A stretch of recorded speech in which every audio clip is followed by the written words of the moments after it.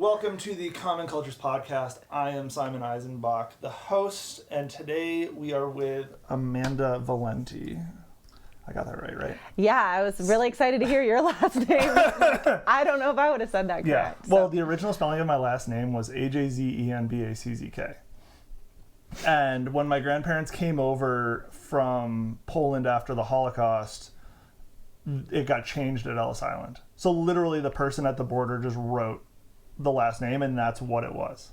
Wow. And so, like, it could have, who knows what the spelling could have been depending on who was working that day. Yeah. And, like, it's, like, it was one of those things that my grandparents literally were like, we're just going to go with whatever happens because we don't want to get deported. And so, like, literally, like, their fear was always we don't want to get deported for something not being what we think is accurate. Yeah. So they were just like, we're going to roll with it. Like, my grandfather had 2 birthdays because there's his legal birthday in the U.S. and then there was his actual birthday because when he came, the quota was full for his actual birth month and year. So they just gave him a new birthday. Yeah, because they had quotas. After World War II, there was quotas based off of your birth month and year to allow entry into the U.S. That's kind of a crazy way to predict, like, entry. Totally. And so when, again, similarly too, they just wrote down the last name how they saw it. Yeah. They literally just gave him a birthday where there was an open space and a quota. And we didn't find this out until 1990 something. Like, my dad didn't even know until he was in his 40s. I think it's similar. I might have the story incorrect, but I know that my great-grandmother changed her last name to Robinson moving here, and I think that's my Jewish side. Okay. And probably similar, it was like, what's the best way to fit in here? Yeah. Robinson. We're going to go with that. And then my grandpa changed our last name Valenti. It used to end with an E. He changed it to an I, and I'm not sure why, but there was some sort of thing. Italian? Similar. Yeah, Italian. Probably, like, they're all New York. Looks a little more New York Italian. Yeah, I think that's maybe what it was. It was like the different, like, areas of where the last name originated, and so he changed it to I, but originally it's an E. So I don't know, like, both our grandparents are switching things up. Wild. Yeah. Awesome. All right, so we're going to start out with the 3 questions that I sent you, the rapid fire. Okay. Every episode has these. How would you personally describe sustainability? Okay. So I'm trying to think because, like, I'm a little bit of an OCD person. So right now I'm like, I think this question was on the bottom. That's fine. I mean, we can go in a different order. No, it's fine. And my brain's like, okay, questions. It's like, I'm like a big prepper on exams. That's fair. So sustainability to me is just longevity. Like, how can you do something with longevity? And I 100%. think that, like, in the world and career that I work in, that's what people come to see me for. Yeah. Is like, how can I sustain what I'm doing? Oftentimes it's climbing, and they're coming in for injuries, and they're like, okay, I don't want to stop climbing, but I have this recurring injury. And so that's kind of my idea or concept around sustainability, is how can you create longevity and health and wellness within your life, whether it's climbing or your career. You know, people who work desk jobs, it's like, or hairstylists, that's often in my professional life. What I'm trying to support people in is sustainability in whatever they're doing. And then for myself, because the constant. Oh yeah. Yeah. Okay. And for myself, and not only physically. One of my other guests is a barber, so, like, it's funny, like, having like. Send them my way, because I swear anyone who's in that profession, like, their hands are like this the whole time, and then especially with the trimmers. Yeah. He actually manages Jed's barbershops. Okay. They have 2 locations in town. But we can link up, because I'm always that's another community outreach I should do is barbers and stuff. But for me personally, it's like, I don't know, as a small business owner, I've already hit burnout. I've been in business for almost 9 years, and about 2 years ago I hit burnout, and then that's kind of when I had to think, what does sustainability look like? Yeah. Do I sell everything and start over? What does longevity look like for you? Not just and how do I achieve that? So I don't know, I think it's just about longevity, and if you look at sustainability in like in the idea of like climate or the planet, it's the same thing. It's like, we just want to create longevity. So what is sustainable for our world is, to me, it just means like what will create longevity in the world. Yeah. And what does community mean to you? Community. This one's fun. I love this. I'm a big community person, but it's interesting because when you sent those questions, I thought, like, what does that mean? And I've realized there's so many different categories of that. And I think community contributes to sustainability for me personally. Yeah. And I like the idea of community being this reciprocal relationship between people, professions, and so even animals. 100%. Yeah. And so like building those, for me, I have like my ranch community in Oakley. I have my business community. I had a meeting yesterday with some friends, and I have my acupuncture community. I have my social community. I have my mountain bike community. These different groups of people where there's this like reciprocal relationship that fills my soul, and then in turn also supports others. And so I think it's kind of cool that it can mean like a bunch of different things, and there's different categories of it, but it all with the same purpose of like supporting you. Totally. It's kind of selfish, but also it's selfish and it's selfless, because like you can't be a good part of a community if you are not fulfilled. I wish I brought this fortune cookie I had yesterday. It was like the best way to have lasting friendships is to be a good friend. Yes. And I was like, okay, and it looks different in every relationship. It. And like relationship, I also feel like it's hijacked by like romantic or like long-term partnerships, whereas like friendships are also a relationship. Oh my gosh. And those are important, and they all look different. Oh yeah. And this is something that I've learned as I've gotten older, is recognizing which friends to call on for what. Yes. So I have friends where I'm like, I know if my car breaks down, you're the person I'm going to call. I also have friends where I'm like, I would never call you if my car broke down. I just couldn't rely on you for that. But I can rely on you for something else that's really, and I know that you're going to call me for the type of way that I show up for you as a friend. And so I think, our relationships with people. I'm the handyman for a lot of my friends. Yeah, and those are good friends to have. Those are great friends to have. And, Zeppelin's wonderful, but he's like not the car guy. Yeah. So we have like other friends who are like, hey, what's going on with the car? Will you help us? Or, I think it's just if I need a good cry, or if I want to talk about reality TV for 4 hours with a friend, I know exactly who I'm going to call. You're not calling the like hardened person. No. Yeah. And so it just, I think friendships, it's nice as you get older to realize that the healthiest friendships I have are the ones where I'm very realistic about the expectation. My best friend and I have been friends for over 20 years. Sometimes I go 3-5 months without calling her. But when I do, it's fine. And we have that, she's got teenagers and a whole husband, a life, a whole thing. And I also know that at the end of the day, like, she will be there no matter what. If you call, she'll answer. Yes, but my expectation isn't that I have to talk to her. Our friendship is falling apart. My best friend lives in Tunisia. And has 4 kids. So like we talk every exactly like 4 months. We like chat. But still, she was the one who like held my bouquet at my wedding. That's and it's like, she's still my very, very best friend. That's awesome. But I have other friends in my life who I actually like have to call more consistently, because that's like what our friendship requires. And that's, and the foundation that it's been built on. And so I think just recognizing that makes it a lot easier, and then you're not so, let down or frustrated with people. Your expectations are met. Yeah, and you have healthy boundaries. So that's huge. Yeah, huge, especially as you get older. In an ideal world, what does a sustainable community look like for you? So oftentimes, like, in the way that this question came to me, I just thought about professionally. And the way that I've always run my business is eliminating the idea of competition. I don't believe that serves me in any way. And since I've started my business, I've tried really hard to not fall into a scarcity mindset with other businesses. It is huge. There's like, at one point, there was 5 acupuncture businesses within like a 4-block radius. Oh, geez. On I 11th, didn't realize it was that. On 11th East. There was like 4 different businesses providing acupuncture. Wild. And I think when we picked that location, I could have thought, no, like there's not space for me there. Right.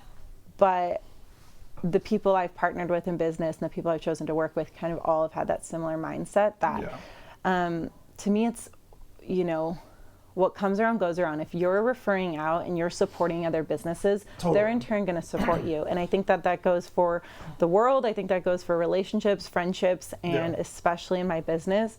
For me to be sustainable in my community is support other people to the best of my ability. Well, and I feel like I don't necessarily know from the acupuncture side, but I know from chiropractic, like there's people that specialize in handling specific types of injuries or like specific workplaces. So like you might be great for people that work in like outdoor sports or are active in outdoor sports, but then like someone may be able to help people that are like construction workers or like that type of injury risk. That better than what you can do. And you're not only creating more longevity, but you're also like helping people get better help for themselves. Totally. When I was just working solo before I had employees, I hadn't done a ton of, at the time, fertility and women's health work. There was a woman I know who's like the queen of it in our community. And I was just like, go see her. She's the person that you want to see. And I referred out for a long time until I started getting really passionate about birth work. So that's a big like part of my work now. But for years, I just sent people away to someone I knew was going to like support them in the way they needed. And I think that that also allows patients to feel like they can trust you because you're not just in it for the business. You're like, I actually care about what your outcome is and the type of care you're receiving. And at this time, I'm not the person to provide that with you to you. So I'm going to send you to someone I know can. And I think, I think sustainability is like, if we all lived in a scarcity mindset, I think that would be a really negative place to be. It's actually part of how I ended up in Salt Lake City. Because where I grew, so I'm originally from upstate New York. And I spent 6 years doing production locally in upstate New York. And the final straw for me was I had a competitor in that market that literally would follow me at business networking events and talk to anyone I talked to within 5 minutes of me talking to them. And then try and lowball under me for doing the same thing. And like it doesn't help anyone create long-term success. No, and it's like like you said that different people might have different, to me it's like you're not going to be everybody's cup of tea. No. And I know that there's probably people that have come to see me that have ended up sticking with a different provider. And that's okay. Why would my mom always said, like, why would you want to be with someone who doesn't want to be with you? And it's like, I think that's a great energetic practice is if that's not what's best for them, why force it? Why? And that's with any relationship. Anything. And anything that you do. And so I always felt like if that provider is what's best for this person, then that's their journey. I don't need to get involved. And so, that's my perspective is if you're supporting other people, they in turn want to support you. And that is what community is, especially 100%. In the workplace. 100%. So where are you originally from? I'm from a little town called Norco, California. All right. Ballpark, where is that? Riverside County, Inland Empire. San Bernardino County. But Norco is unique in that there are more horses per capita. Every property is at least a half-acre minimum. Amazing. And there's no sidewalks, only horse trails. That's amazing. So you can walk out your yard with your horse and ride anywhere in the city because the entire city is lined with horse trails. That's amazing. Everywhere. That sounds like a super fun place to grow up. In the middle of Southern California, there's this little horse town. It's considered Horsetown, USA. And that's fascinating. There's horse corrals at the bars, grocery stores, churches. You can ride your horse anywhere. Amazing. It's awesome. So what style of riding did you do growing up? Western. Yeah, just trail riding, and we did like horse camping, and my family lived like on, our house like backs up to the Santa Ana riverbed. So you can just ride your horses through the Santa Ana River. There's like bamboo tunnels we would race our horses through. Amazing. So very like rugged. I a lot of times just rode barefoot, bareback. Wild. And I had no formal horse training whatsoever. So I'm like, You were I can just get like- on a horse and I can ride it, but I don't know I never did showing or Yeah. anything like that. So I, as a child, little known fact, I used to show jump horses. Really? Yes. See, that's like so much more formal though. My mom was like it was very rugged rigid. cowgirl. Yeah. Very rigid. Yeah. So when I was 8, my family went to a ranch in Montana, and my dad wanted us to learn how to ride before we went to the ranch. So we started taking lessons, but in upstate New York, it's all English, Yeah. showing, Yeah. that kind of thing. And so like the only way to learn was to learn English. And then my sister and I got hooked a little bit, and I show jumped for like 5 years. And then as a 13-year-old was like, why am I doing this? None of my friends do this. Yeah. So I quit. And that was the hard part, was it wasn't like, so stupid, but it like wasn't cool. Yeah, it was not cool, especially as a middle school boy. Like, Yeah. it And was not the thing. our version of jumping, my mom was like, she'd never lived a day without a horse. So Yeah. she was just like cowgirl through and through. But Amazing. we would find like fallen trees and we'd stack them up and then Yeah. we'd just jump that Yeah. like on the side of the trail. So that was Amazing. my version. We loved jumping, but it was always just like random shit that we would find. That's amazing. And then my dad's family had a thoroughbred farm. So we had a 100-acre thoroughbred Okay. farm in that same community. Wild. So a lot of horses, but That's I a was lot of horses. I was a gymnast growing up, so I wasn't. Wild. I know it broke my mom's heart. I think she always wanted like a horse girl, Yeah. and I was like, I just love gymnastics, so that was my competitive sport as a child. Got it. And what age did you get into that? I think like 8 or 9. Okay. I did it all the way up until high school, and I competed. It's challenging once you get into a competitive sport like that. You're there almost every day of the week. Especially when the competition's like based off being young. Yeah, and yeah, it's the conditioning you do as a 10-year-old for gymnastics is like, I could never even keep up now. It's so insane. I could do like 10, 20 pull-ups, no problem, as Yeah. like a 9-year-old. And then you're competing every weekend, so you're traveling. And then I would leave school early in junior high to go to gym. Okay. So I didn't have any, School friends. no. It was I had literally, gym gymnastics friends, and then none of us did PE in like junior high, which Oh, was like the interesting. time when this is so funny, but this is like what sticks in my mind. It's like the time you learn to use a locker room, Yeah. and the time you like transition into being teens within your community, and Yeah. we weren't there. I would leave during PE and go to gym. Fascinating. So I always left school early.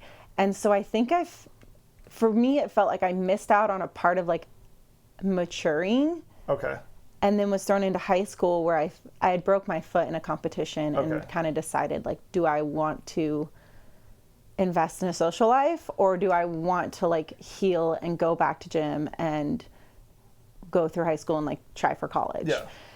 And I was torn because I had some really core friends at the time, but they Yeah. were like my gymnastics friends, and there was a small group of us, and Yeah. I was bullied a lot in junior high, like told I wasn't cool enough to sit in parts of the course, bus, of things course. like that. Yeah, yeah. And so I chose high school, I chose socializing, and I ended up like, I don't know if that was the best route. I didn't do well in school. Gotcha. I partied a lot in high school. Yeah. I feel like my high school experience was really fun. Did I learn anything? Probably not. But I still ended up in grad school somehow. There you go. I mean, I feel like everyone has some point where school kind of like took a back burner. Yeah, and I had to decide, it was like, I remember my brother being like, I'm so tired of you being a nerd. When you come to high school, you need to make a friend every day or we're beating you up. How I'm many like, siblings do you have? well, I have 6. Oh, geez. But I Okay. have 1 full, 1 half, 4 step. And Got we it. all moved in together in high school.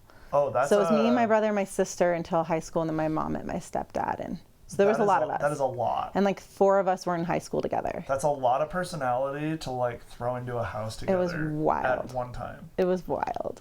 And that's also a weird age to like combine families. Yeah, well, it's funny because I knew who those boys were, but they were like the bad boys. Yeah. They were like the fighters course. and like the punks. And we knew who they were. And then when our parents started dating, it was like, so should we like hang out? we're like doing family dinners together, but we're going to high school and pretending like we don't really know Yeah. each other. And then after just like probably a month or two, we all became best friends. That's And it was probably the awesome. best outcome you could have had, because it could have gone way worse. Yeah, and then the school, if any of us missed school, we had like a automated recording and they'd be like, your child has missed one or more periods today. And it was like, which child? There's 4 of us. You don't know who Amazing. missed. So we loved that. Amazing. Awesome. And when you were in high school, what did you want to do after high school? I always wanted to work with animals, so I wanted to be a vet at the time. I was like just obsessed with animals my whole life. That sounds like a horse thing, because my sister wanted to be a vet. I was like, I'm going to save every animal on the planet and have like my whole life is going to be like an animal rescue one day. And my You're mom, slowly getting there. I'm slow. I got a pig, a dog, and 2 cats. My mom was like, oh shit, that's the mic. I was like, also stop cussing. Oh, you're... My mom was really big. We grew up with horses, chickens, goats, Yeah. pig, all the things. So I was really animal focused, but I also really cared, like was interested in medicine. So Okay. it was like one of the two, but vet school really intimidated me because it's like 10 years and I ended up doing college for 8 years anyway. So probably would have been 6s, but, Did you go yeah. into college as pre-vet? No, so like I said, I graduated with a very low GPA.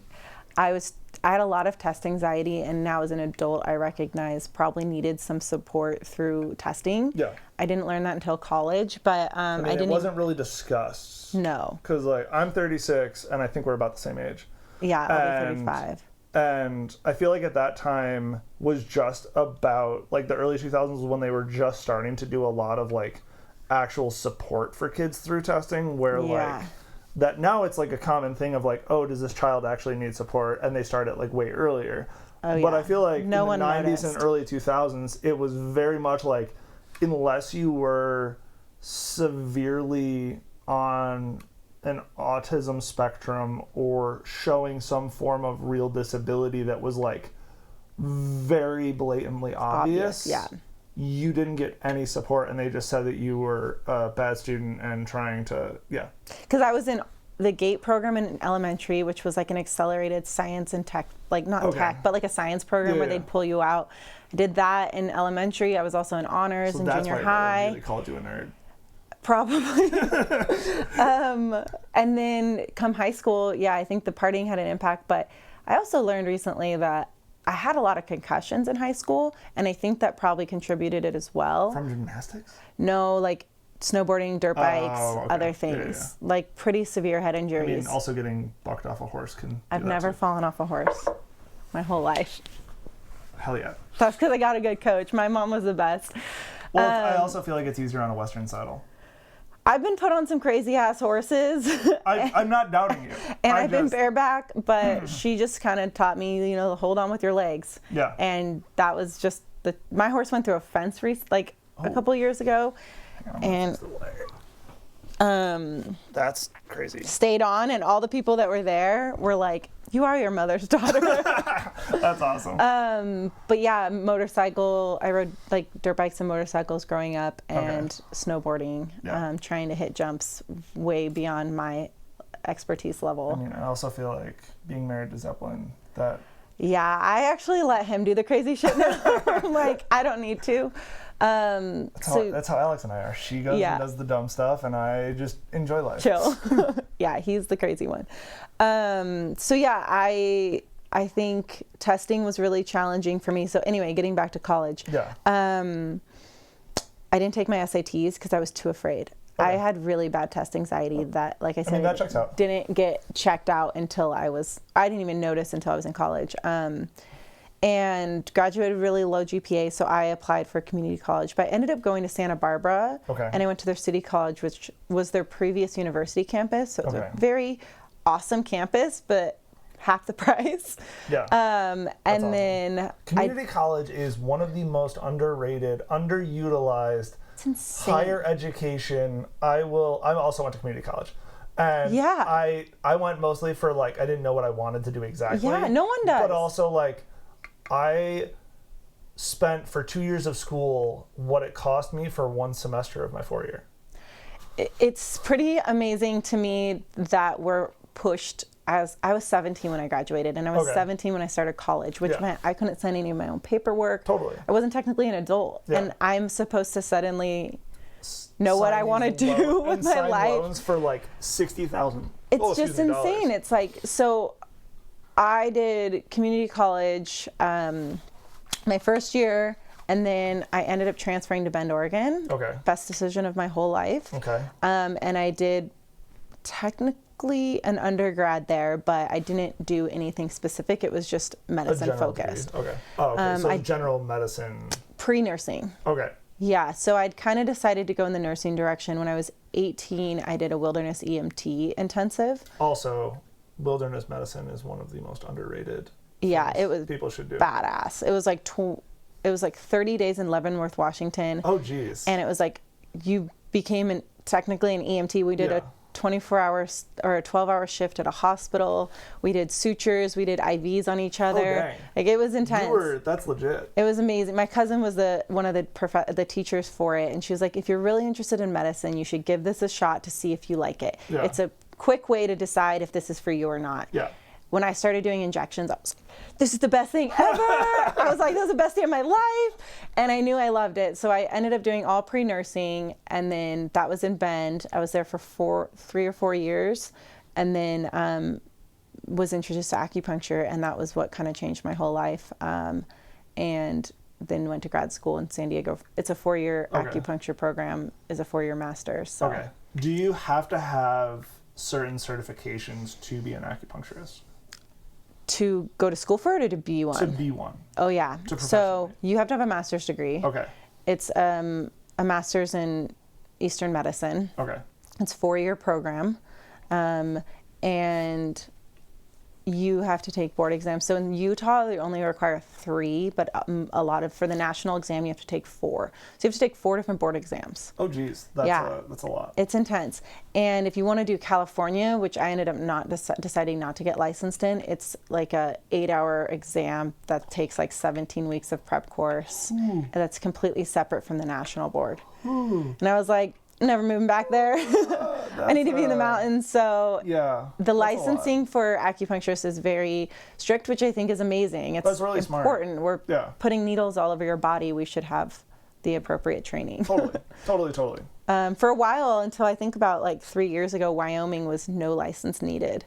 That's so terrifying. You could go practice acupuncture. That's terrifying. That is so Wyoming. It is very Wyoming, but that's also terrifying. Yeah. I actually was watching this morning, John Oliver did a deep dive on like state medicine boards. Oh, yeah. And how totally corrupt and disgusting they are. Yeah. And I was like, oh, all right, I need to do more research on doctors. Yeah. I feel like that's hard though, because it's like a lot of people are really smart. Yes. But like clinically, how do they perform? Those are two different things. And that's hard. He was more talking about like doctors getting away with massive malpractice and then just like moving to a different place with less regulation and then practicing again. Oh. Yeah. That's hard. But I think. And that's where I think having a certain level of accreditation and like making sure there's a certain level of education for anything in that realm, because acupuncture is more than just like putting a needle on somebody. Oh yeah, we did about a year of clinical counseling. I mean, most of the time people are like, you're like my therapist, because you're working on mental health, you're working on physical health. You have to know what a lot of people don't realize about the acupuncture program, especially the one I went to, is an integrative program. So although I had, years of Western medicine training and education, the program I went to had anatomy, physiology, pathophys, pharmacology, biochem, like all of these Western courses that were required for the acupuncture program. Okay. And so at the school I was at, we did all of those things. So a lot of, basically they train you to be able to work in a Western environment, because we are in the West. And it's important to be able to have that dialogue with doctors or shared clients with different practitioners. And so oftentimes, people come in and I'm able to like speak really clearly about their anatomy, especially when it comes to like orthopedics. I studied a lot of sports medicine, and I specialized in school in orthopedics and sports medicine, which is kind of like dry needling. That was like I geeked out on that. So when it comes to the soft tissue of the body, I'm like, I know everything. I know all of it. And I think it's important. You want to know exactly what muscle you're going into. You want to know, you know, where the organs are in the body, and then speaking to people with mental health issues and recognizing red flags and when to refer out and all of those things. We've had incidences in my office where we've had to refer out and say, I can't touch this. What led you to Utah?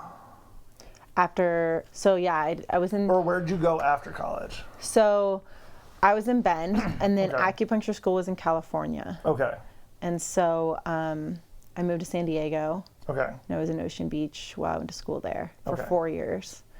And then I came to Utah right after acupuncture school. I was dating somebody long distance who was here. Got it. And so I was like, but I also really missed the mountains. So it was either going to be somewhere after college that was near climbing and snowboarding. So you yourself were a big climber at that point? Bend. I learned in Bend. Okay. Smith Rock was my learning place, the birthplace of my climbing life. I climbed for like 12 years. That was my whole world. I learned to climb in Bend and fell in love, and climbed all through college and grad school. And then when I was looking for somewhere to move, I was like, okay, what are the things I want? I would have gone back to Bend in a heartbeat, but it had changed so much. I lived in Bend 2009. Okay. So a very different Bend than we all know now. Describe it. Most of the kids I went to school with in college were like Bendites. Okay. And the rent for a home I had was a 4-bedroom house for $995 for the whole house. Oh, dang. That's up on the hill. Like, it was on the west side. Yeah. Next to nothing. Yeah. We had a kid living in the garage with his chinchillas, like, college stuff. But it was very affordable. Yeah. And very local still. Yeah. I think it was starting to transition, but most of the time at that point when I told people where I was going, they're like, why would you go there? Why would you go there? Yeah. Do they still like use wagons and like all this, like all these Oregon jokes, and no one really understood why I was moving there. Yeah. And a lot of the people I know from Bend are like born and I have a best friend there who's born and raised. All of her family's from there, and most of my friends from Bend are like true Bendites. Got it. That's kind of rare now. Yeah. And there wasn't any traffic. I mean, I feel like that's Salt Lake too. Yeah, and a lot of mountain towns, this transition happened. Yeah. I think after, I don't know what I would say, probably like 2015-ish. I was gonna say it started in 2015. Yeah. And then exploded with COVID. Yeah. So. Yeah, at the time, homes going in Bend, like my biggest regret was not buying a house in college in Bend, because it was so affordable to live there. It was so easy. Yeah. And so once I finished school, the change had already started to occur there. Yeah. And I thought, okay, like, this is how I feel about all the things. It's never going to be what it was. No. And I want to just appreciate it for what it was. I had the best time of my life living there. Yeah. It was truly like the best 4 years That's of how I feel a about college Utica, kid. where I grew up. Like, it's a city of 66,000, 70,000, and there was a lot of fantastic things about it during like my childhood, but like anything since COVID, things change. It's drastically changed. Yeah. And it's okay. Yeah. Happens. But I was like, I don't want to go seeking that same experience. Yeah. I want to savor what that was. Totally. And I still go there about once a year. Nice. I still have a ton of friends there. But I was like, okay, what's my other option? And my partner at the time was like, Salt Lake's pretty cool. Nice. And I didn't really get it. I don't know if you felt this way, but when I started coming here, I'm like, it's very like industrial feeling. And like, it's not very, like Bend was so cute. Got it. Bend was just so beautiful. Okay. And the inversion here really threw me off, and like I didn't understand, but I was like, whatever. I have no fears of moving. I'd start over every year if I could. That's fine. So I was like, whatever, I'll move there. And then after like a year of here, I was like, oh, I get it. Salt Lake is fucking cool. Like, this place is amazing. Utica is a city of 66,000. that was like very industrial up until the 70s when like everything started going to China because it was cheaper. And so like dealing with industrial aesthetic is common for me. And when I was living there in the 2010s doing production, a lot of my clients were industrial clients. So like I did a lot of economic development. So like microchip fabrication, all of that kind of stuff that was like the new age industrial that was starting to show up was my work. And so like coming to Salt Lake, you're like, it's not that industrial. Oil refining and like those kinds of things were weird to me, but like I understood everything about like, oh, this is just a scaled up version. And it's actually fascinating. So Utica per capita is one of the top 10 refugee resettlement areas in the U.S. Whoa. It's very small, but very, very much, again, because of the industrial, a lot of manufacturing has figured out ways to implement programs where when someone gets resettled to the area, they are doing language training, but they also have employees from the same community. So they're able to bring in a new refugee, employ them, and teach them English while they are already working. Wow. So like a prime example of this is actually Chobani Yogurt. Chobani Yogurt was started 40 minutes from where I grew up in middle of nowhere, upstate New York. I've heard it's a good company, actually. It's a pretty good company. And they worked with a staffing agency that's a former client to develop an entire training program that teaches people English and like goes from they show up and they can't speak English to they're working on the factory floor once they can get to a certain amount of English. But they're, excuse me, they're doing the training to get them on the floor working. And Salt Lake City actually has a very similar vibe to that because the LDS Church has a very large impact in that realm. And Salt Lake City is also one of the larger refugee resettlement areas. I didn't know that. Yeah, fun facts. Also, State Street is one of the most diverse food cultures, like of any specific city in like a single area. Really? Yeah. You can literally, if you drive up and down. Yeah, there's a lot. if you drive up and down, like you can see like just between 80 and downtown, you have two different Ethiopian. You have ramen. You have Afghani food. You have Vietnamese. You have Lebanese. You've got Thai. You've got Chinese. You've got American Chinese. You've got authentic Chinese. Like, and that's just between 80 and downtown. That doesn't include going south where you got Chinatown and everything else. Yeah. And so it didn't have a different vibe to me. It was honestly easier to get around than Utica because Utica had a lot of what was cow paths or like cart paths from the 1800s because it's New York. It's one of the earliest settled areas. And 20 minutes from my childhood home is Fort Stanwix, which was one of the like essential points of the Revolutionary War. And so like all of the roads were based off of what animals did, whereas Salt Lake City's a perfect grid. So I'm like, oh, it's easy for me to get around. Oh my God, the grid. I hated when people said that when I moved here. They're like, it's a grid, it's so easy. And I was like, I had a really hard time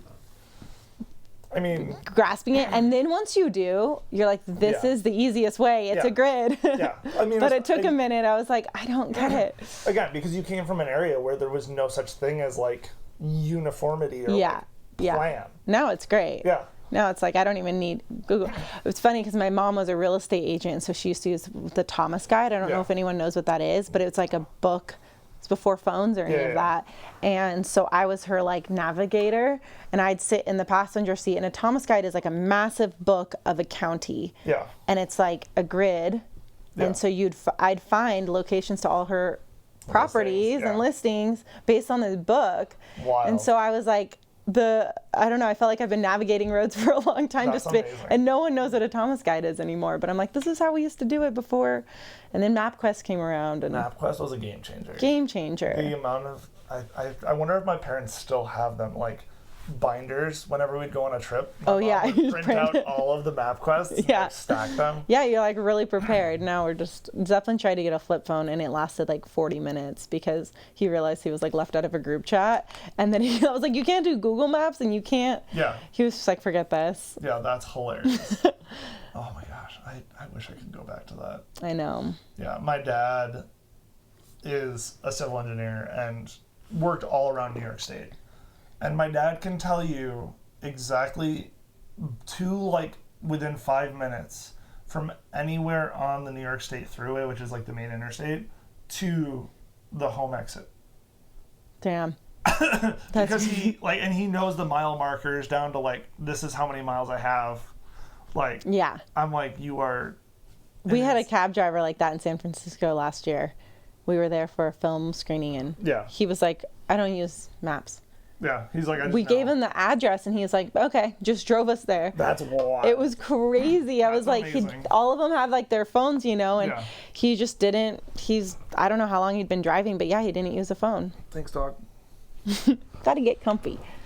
Okay, Okay, yeah, well- so you came to Salt Lake what year? I came to Salt Lake 2015. Okay, and did you immediately open your own shop or did you go work Took for... my boards. Okay, I don't know why I didn't look for a job. I think that's probably the norm for people is they like yeah. look for a job after graduation. It didn't cross my mind really.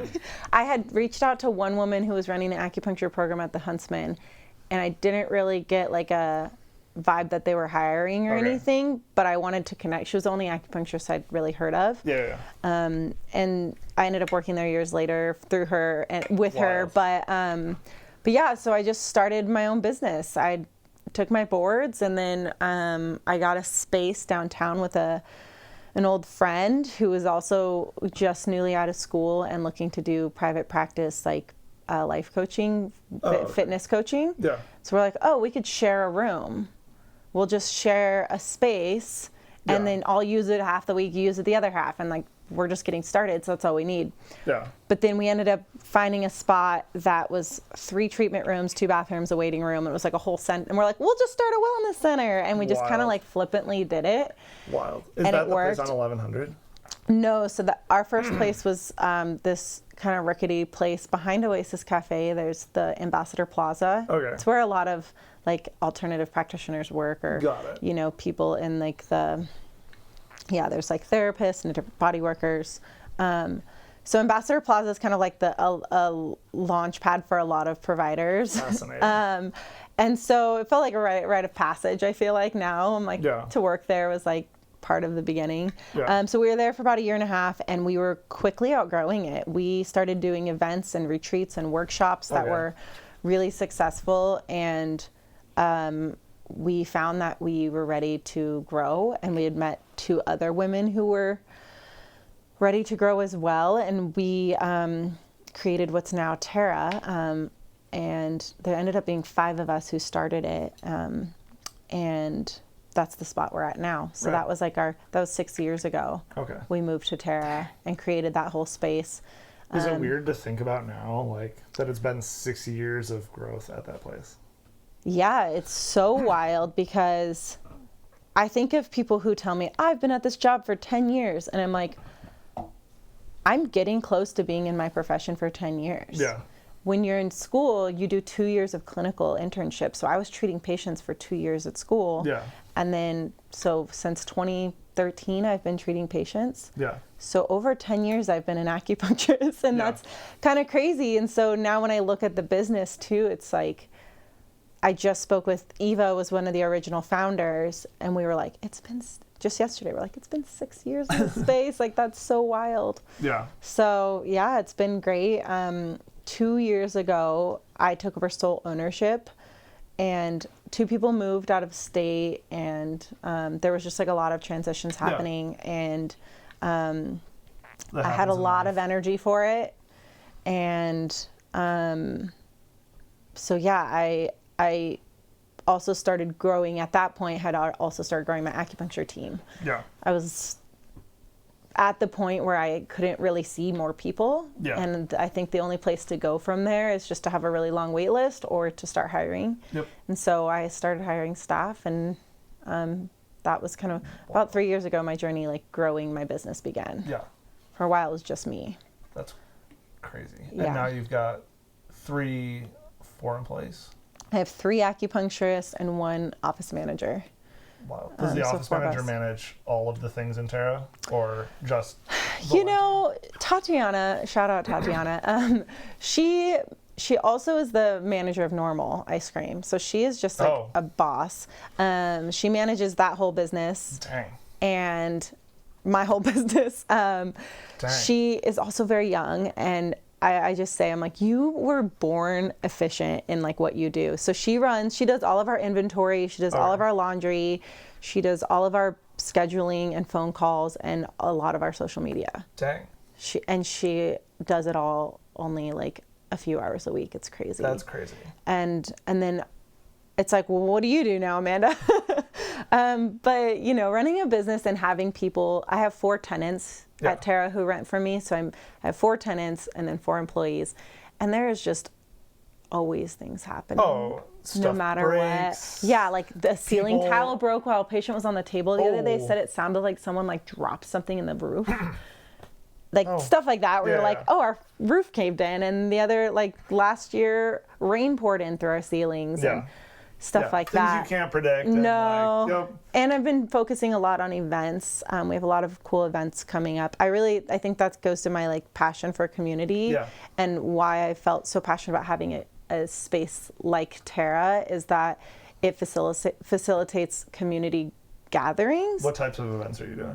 So we decided when we first opened that we wouldn't buy art, that we would just support local artists and Yeah. feature local artists every quarter. That's So right. every quarter we rotate art, Oh, which is cool. really cool for us because Yeah. our art's always changing, and also it gives artists an opportunity to, I think, connect with a different demographic. Yeah. That's not like art space people. Because I feel like art space and like photographers, it gets into like a very small Yeah. niche group that's seeing work. Or people that like you already know. Right.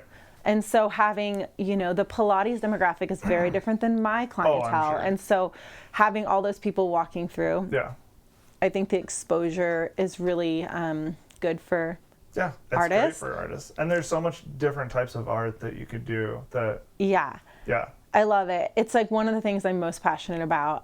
So we have a new artist coming in April. Sweet. And what type of art? I'm going to guess it's like an acrylic, but big, large pieces Okay, cool. of Right. like paint. That's right.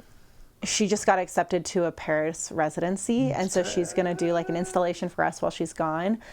So we're having an art, and every time we have an artist, I allow them, but I like Open the offer doors. them the opportunity to do an art show. That's right. So we open it to the public because people can't just like walk in and Right. view it. So we have one night of an art show. So we're doing that next month, and then we're doing a private event with a bunch of birth workers and